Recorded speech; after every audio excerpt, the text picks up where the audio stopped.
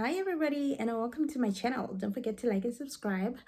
Well, today we are continuing with our little mini series called Breaking into the Recruitment Agencies, right? So on the previous episode, I spoke about a company called Hire Server. Now today we're going to speak about Cherry Assistant. So they kind of work together, but last time we discussed Hire Server. Today I want to talk about Cherry Assistant because I look this good. I just finished an interview with one of their recruiters, and I'm going to tell you all about it while I'm going to explain what they do and give my 2 cents as we go. Okay, so a couple of days ago I got an email from one of them saying, hey, we are inviting you for an interview. I'm like, when did I apply to these people? I don't remember. So I go to my Gmail, and then I search their company, and I see that I sent in their application, my application to their company back in like August. One in August, another one in October. So 4 to 5 months, you're only getting back to me now. That's like a red flag for me, because I understand that with remote work, they get back to you fast. They will literally place you within a month, or like 2 weeks and a couple of weeks.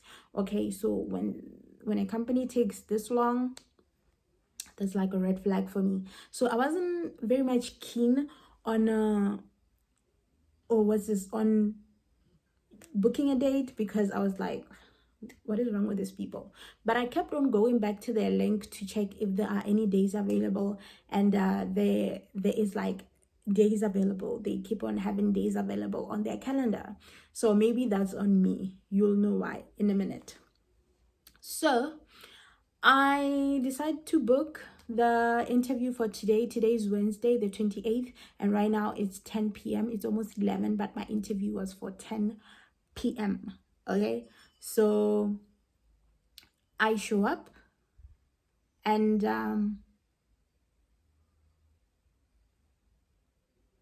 what's going on? Yeah, I show up, and he also shows up. We start talking, and he says, hey, the thing is, we got an email today, and we were told that the role that we wanted to interview you for has been filled.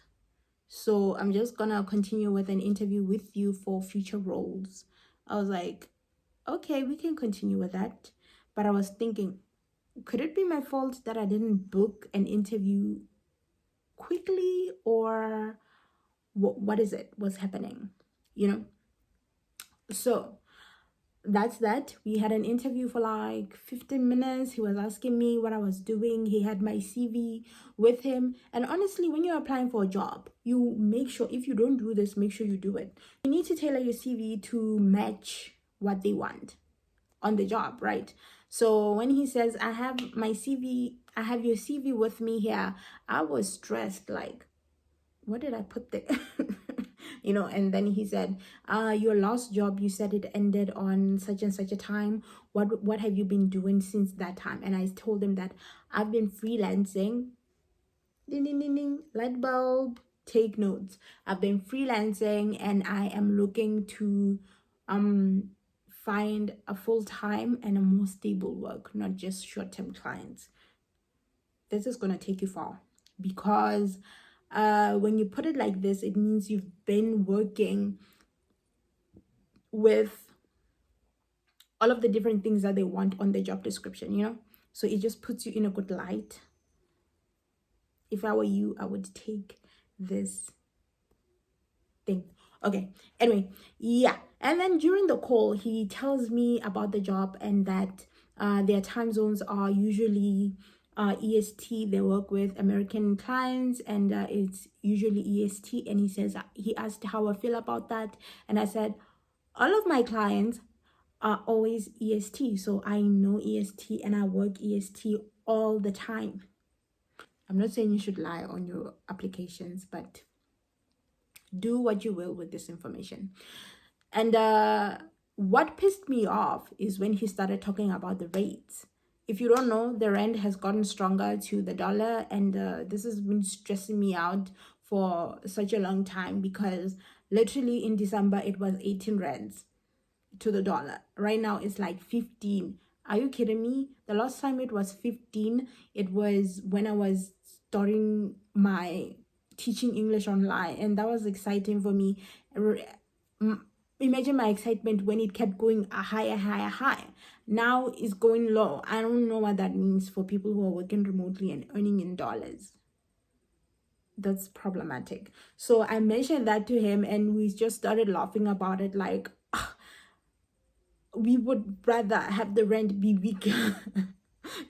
Anyway, the pay, he's like, for their jobs, the pay is for $4. They start at $4.50 for the first month. Then the following month, if you stay with them for the following month, it goes up to $5.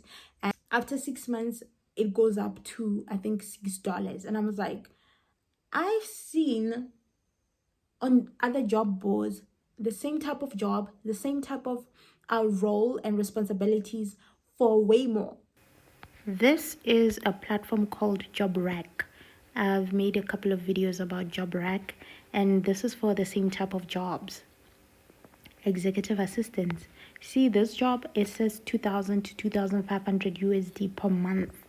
Okay, this one says 1,000 to 1,600, and this is even in pounds, so this is way more. This one talks about $10 to $20 an hour. Do you understand?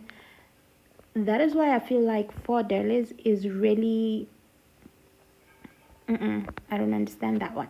Okay, and this one says 2,000. This one I even got to the final stages of the application of the recruitment, and the client went with somebody else. But you see the kind of exposure that I see when it comes to such jobs: 2,000 to 2,500, 1,500 to 2,000. Like, do you understand? This one is even filled, and it's only been posted 6 days ago. I didn't see this one, but you understand my point? See how fast it is? This job was posted 6 days ago and it's already been filled. That's why when they take 5 months to get back to somebody, I'm like, that sounds very funny. So that's my take. Maybe $12 an hour, or just $2,000 a month. That alone is even getting is becoming less. But you guys want to pay people 18,000 rands for such big responsibilities? I didn't say all of that, but that's just the red flag that I picked up. Okay, so I was like, oh, okay, that makes sense for me. I'm happy with it. I was not happy with it. So anyway, that's Cherry Assistant. And then he told me that they're gonna have more jobs coming through on their website, maybe sometime next week. So I should keep my eye out on those roles, send in my CV when I see a job that like interests me, so that they can try and match me with a client.